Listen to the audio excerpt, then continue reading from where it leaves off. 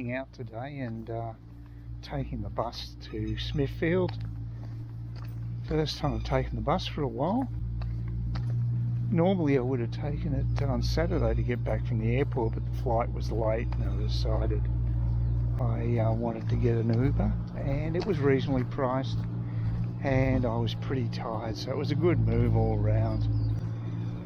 Sometimes it's good to have a little bit of luxury. Big news is that I just booked a flight to Vietnam, to Saigon, Ho Chi Minh City, and so it's ahead of schedule to get the cheap prices. Some of the prices were amazingly good, the Jetstar prices, considering that that the increase in price for fuel that's coming through the system. Some people are saying it could go up to $300 a barrel. I don't know about that, but it's about $150 at the moment. It's crazy prices, but Jetstar still are offering very reasonably priced flights. The flights from Cairns to Sydney, for instance, only $79. Now that's bloody good. It is a sale price, but gee, that's decent value. And also the flight from Sydney to Saigon, Ho Chi Minh City is not bad either. So now I've just got to basically well, there's the bus. It's cut me off. Burst for everything. So now I've just got to do the accommodation. Got to look at the getting the RAT done, which is a rapid antigen test. You can get that done at the airport. It costs about $60 and only takes about 30 minutes to get a result. But the full PCR at the airport, at Sydney Airport, that is, an international terminal, costs $69, so it's only marginally above it. I don't know how that works out, but it might be $79. I think it's about $20 difference. It's not much, and you've got to get a rapid antigen test. It's got there's a medico report that goes with it, so that the Vietnamese authorities can okay you. You won't get on your flight anyway if you haven't got that at the Jetstar counter. Geez, bloody people mowing every day around here at the moment. Yeah, I just couldn't hack. I wouldn't even contemplate riding the bike anywhere today. I just need to relax. It really took it out of me.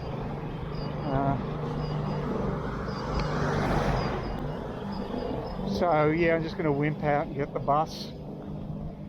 And I don't even know if there's going to be anything on the shelves, because the Coles supermarket shelves were pretty ordinary yesterday. So there's no guarantee Woolworths are going to have a decent amount of stuff.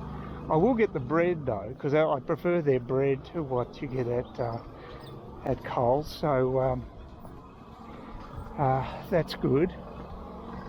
Excavation services, okay. Anyway, so that's good news. So and I've got a couple of other things I should be able to get there, but you just don't know these days. It's real pot luck. It could have been worse. I got a fair bit of what I wanted. The main missing ingredient was Parmesan cheese.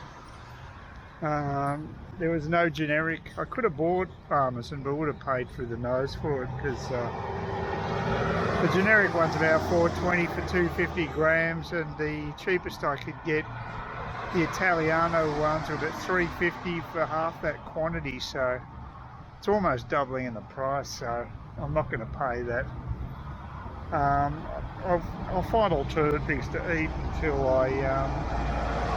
supply chains return.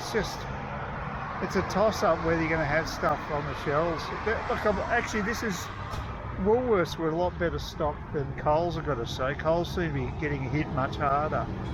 And I had the same problem when I tried to order online. For a couple of items, I had to scrub straight away. It just didn't. When I wanted to change the order, I found out there was stuff not available. So, and the biggest item is the chicken. The free-range chicken is not available. Again, I can live without it for the time being. I'm okay. But it does require a bit of flexibility with your dieting, that's for sure, because as everybody knows, it just isn't normal. These are not normal times. You pine for the good old days. But, yeah, it's funny with the bus too. The bus driver was really good. I asked him if I could sort of switch to the 110 because it's a more direct route here, and it meant I would have probably been able to get the previous Trinity Beach bus from this one. But he said that he got off at Trinity Beach stop and had to go to the loo, which was funny because he left the bus unattended for about 2 minutes. But when he walked out, he told me he did try to contact the other bus driver, and for some reason they wouldn't stop because they were just ahead of us. I thought that was pretty weird because it's not like they were far away, so that's pretty poor. But he was good. At least he tried. So that's all I can ask him to do. But I don't know what bugs up the arse of the other bus driver. I mean, they just had to basically pull into that stop for about a minute off their precious schedule, or they would have had to pick me up. But no go. So it's a mixed bag when it comes to bus drivers. Some of them are good, some are not so good. Well, most of them are good, I'd say. To be fair, they're pretty reasonable. So anyway, that's the rest of my shopping done for the day. I've got a delivery coming, a Coles delivery on Thursday. God knows what's going to come through. Well, there's a bus there. That's probably the 110. I don't think it'll be bothered. I'll wait for the 111, which will take me to Trinity Beach. Yes, apart from home, the 110. I could get on this bus. So it just means I've got to walk at least 25 minutes back home. Couldn't be bothered. I think I'm totally spent from yesterday's bike ride. A few people got on the bus too, weren't wearing masks, so that was sort of good, I guess. It was very, very busy too. A lot of people on the bus. Very surprised at that. But there are a few dissenters out there that don't go for the old mask already. Well, it's about touching on 32 degrees, about 1 o'clock on a Thursday in Brsibane Beach. Pretty quiet. The dogs are having a siesta by looks of things. Yeah, I'm walking up to the shops. I've got a dual purpose here. I've got to actually pick up a prescription at the chemist, and more importantly, I've got to get some booze at the liquor land because I tried ringing. Oh, there you go, there's a dog. Just to make you realise that they are still in the area. It didn't last long. Okay, a lack of commitment there by that canine. Anyway, so I tried to ring up Liquorland in Clifton Beach, the only Liquorland in the area that actually stocks Beefeater gin, and I couldn't get through to them. I tried from 10 o'clock when they open, although according to the guide I think it said they open at 9, but I think that's for the whole centre. I don't think it's for them. I think Liquorland's open at 10. I think that's a legal requirement anyway. So I tried contacting them from 10 o'clock through to 11 using my repeat function on my phone, continually redialing, and I think I must have called about 8 times at least, and just couldn't get through to engage. It was like ringing the GP, the same deal. So I just gave up on it, and then I found an email address for Liquorland customer service. So I was getting desperate, so I thought I'd better try to contact these people, even though it'll probably take forever for them to get back to me on email. So I did email them and explained the situation, said that, you know, I'm just trying to determine if there's any stock in Clifton Beach, and you know, what can I do, because they're not going to be stocking Beefeater gin again, so I wanted to make sure I got a bit, as much as is available, especially at the $35 price, because it's a very good price point. So anyway, I sent off the email just thinking, oh, well, I better do that just to, on the off chance that I get something back from. And they actually replied within the hour. So the email was a much better way of communicating than via the phone. And it was a pretty comprehensive reply. They actually said that they were out of stock at Clifton Beach, and they confirmed that for me, so at least I knew where I stood. And secondly, they said, look, if you can still get it delivered. So they gave me a link to the delivery page. It didn't work, but I just went through the normal web page and found the delivery page and got it working then.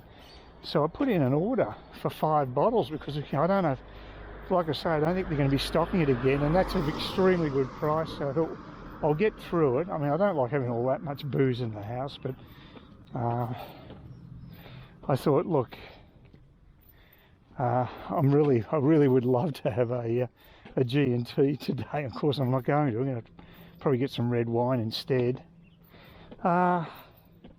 But anyway, so I put the order in, and that all went through okay, except for the fact that then at the end of the order it tells me that there'll be a delivery to my place or the local post office if I'm not at home. The same sort of deal with Kmart. It was a free delivery, by the way, when you spend over $100, and it came to $175, so there's no problem there. So I get this message saying that it'll be delivered by the 14th of April. I'm thinking, what? I mean, I just hope they're covering their asses with that, because that's a long time, but I don't know where it's being delivered from. I mean, if it's coming from Brisbane, anything's possible, I guess. So I'm going to have to wait a while, and I might, when I'm heading overseas, I might have a whole stockpile of Beefeater gin in my house. Well, I suppose it's not a bad thing, but it's a sensible thing to buy. I mean, I'm going to get through it. It's my major drink, and I do enjoy my G&Ts up here. Perfect weather for it. But yeah, I've never bought that much booze at once, so $175. Anyway, so that was good of them. The email, the people at the Liquorland customer service online were very good, and so I got that done. Now I've got to go to the GP and get some codeine. Simply because a script for codeine, because the GP for some reason wrote it up as a 5-pack script, and that was not what I want. I don't go through that much of it, and it doesn't last. It tends to crumble after a month or so. So little tablets don't last, even though they're in their little packs. So it's not, they won't last long term. So basically that's it. It's not too bad. It'd be nice if there was a bit more of a breeze, but I decided against bike riding because 32 is getting up there a bit, even though it's only a short run. I think I'll leave the bike riding till when it does cool down, and that's going to be presumably April onwards. It'll be quite good for quite a few months, at least 6 to 9 months. That's good. But yeah, I wouldn't want to have to be going all the way to Clifton Beach and then finding out they don't have any of the booze, because it's a long walk. And again, I'm not going to ride it because it nearly killed me a Monday week ago when I rode up there. So although it's quite still today, it probably wouldn't be any of a headwind, so maybe not so bad. But anyway, walking's good exercise too. It just takes longer. Other thing is, I just got a delivery too. I got my second face mask that I ordered. It only cost about $6 this one, and I just tried it on. It's much lighter than the other one, and it's much more comfortable with the straps, which are adjustable. So I think this will be the go-to one. It'll be pretty good on a long flight. It's not going to cause me any discomfort. So and of course, walking around Saigon, Ho Chi Minh City, most people are wearing masks now still. It's an Asian thing they do in Thailand too, and I just think it's crazy, not outdoors especially. But I've noticed that,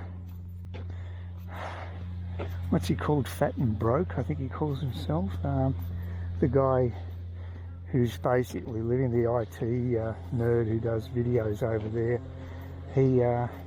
He's continually doing videos, which is good, but he can be a bit irritating at times. But he wanders around without wearing a mask at all. So I'm not sure how I'd feel about that, because I'd be more worried about how the locals look at you. I don't want to give foreigners a bad name, you know. Although I do think it's stupid. Certainly if I'm in a park by myself, there's no way I'm going to be wearing a mask. But if there's a few people around, it's getting high density, yeah, I think I'd probably put it on just so it doesn't freak them out. I think they're BS, but that's just my opinion, and I don't want to make other people around me feel uncomfortable. So that's my philosophy on anyway. So I have a feeling there'd be a few locals who'd be looking at this guy doing his walks and talks in Saigon and thinking, well, you know, typical foreigner, doesn't even care about the health risks. So yeah, it's a bit of a dilemma all around, but I'll make my own judgments on that anyway. Well, it looks like I could be waiting some time for my gin to turn up. That 14th of April sounds like it could well be correct, because I just had a chat to the girl at the local liquor land, and she told me that it takes all the orders come from Melbourne. So I guess the ship brings it in to Melbourne Port, and then it goes to the docks. That's got to be bloody trained all the way up to here. So God knows how long that's going to take. So yeah, patience is a virtue. I'm not going to be having a Beefeater G&T for some time. The only way I could get one earlier would be to go to First Choice down in Cairns itself.